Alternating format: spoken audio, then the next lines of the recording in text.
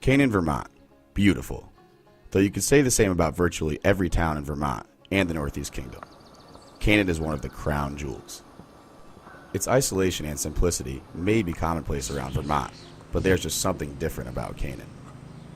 In most communities, the Connecticut River provides a boundary from our neighbor to the east, New Hampshire. Though once you're in Canaan, you soon realize that the people here do not discriminate, and a silly little river isn't enough to segregate this amazing community. Canaan welcomes all with open arms. Whether it's a river or even the border to another country, Canaan is a caring community that puts people first, no matter where you're from. Canaan may be physically small, but its influence reaches across 2 states and 2 countries, covering multiple languages and countless generations. Not everyone knows that Beecher Falls and Wallace Pond are a part of the town. This is because Canaan is mysterious and quiet. You can learn so much just by simply meeting its people. It's very fitting that Canaan was given a biblical name back in 1782, because it's a great town filled with even greater people.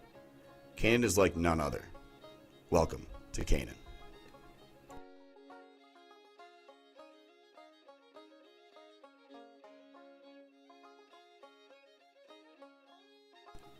Canaan has a lot of history. From the Ethan Allen Furniture Factory to smuggling goods across the border, everyone has a story. If nothing else, Canaan has its characters.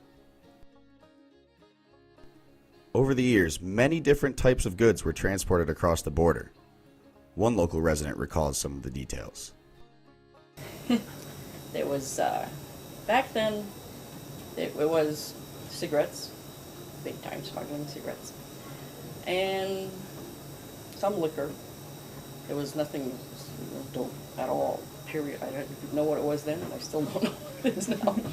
But cigarettes and liquor, and surprisingly, the United States, in the States you could get margarine way back then, like in the early 60s or 50s, in the 50s.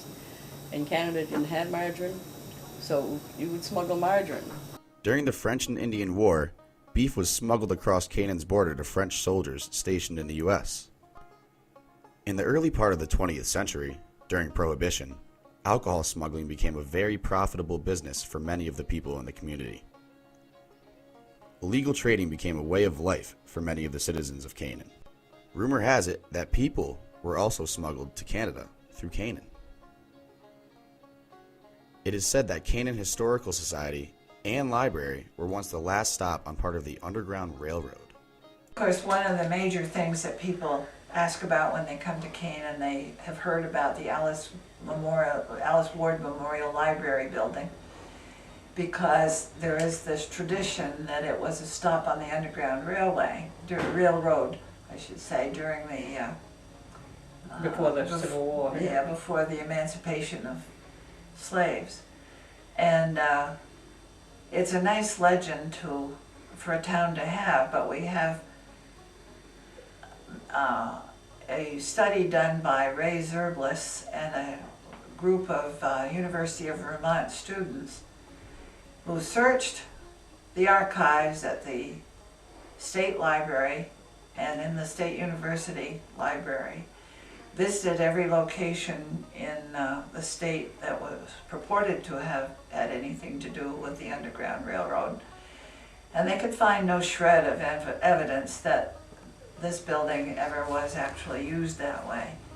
I can understand how they might have had the memory of its possibility, because the building was built in 1846, and there were 2 slave routes or slave escape routes.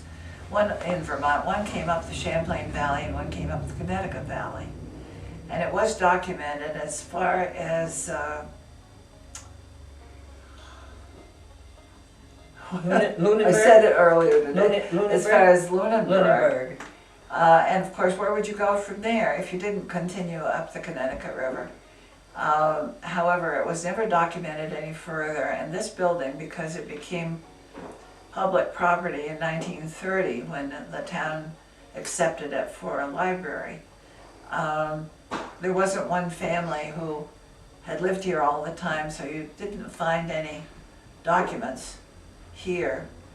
The attic was empty. There were no materials that proved anything Anything about that it. it even suggested that it would have been a... No, and of course it could have been, but also my opinion is that in Vermont, since slavery had been outlawed since 1791, I didn't see any reason why any black person would have to hide.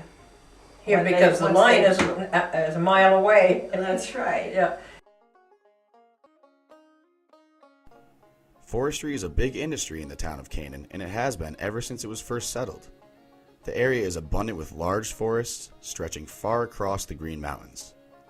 The business became very profitable for the town and its community.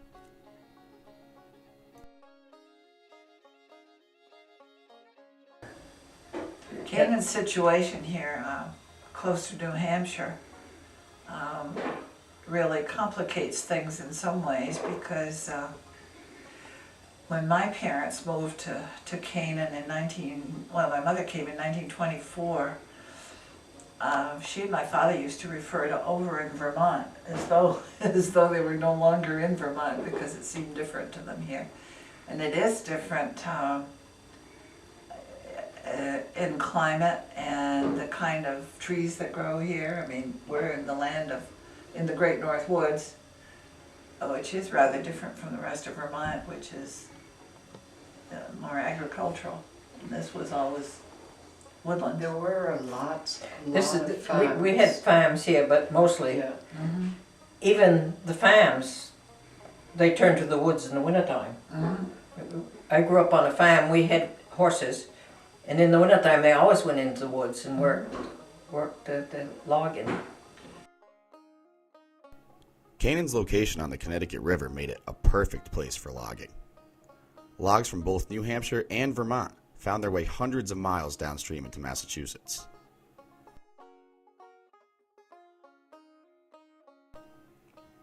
A number of logs stayed in Canaan and made their way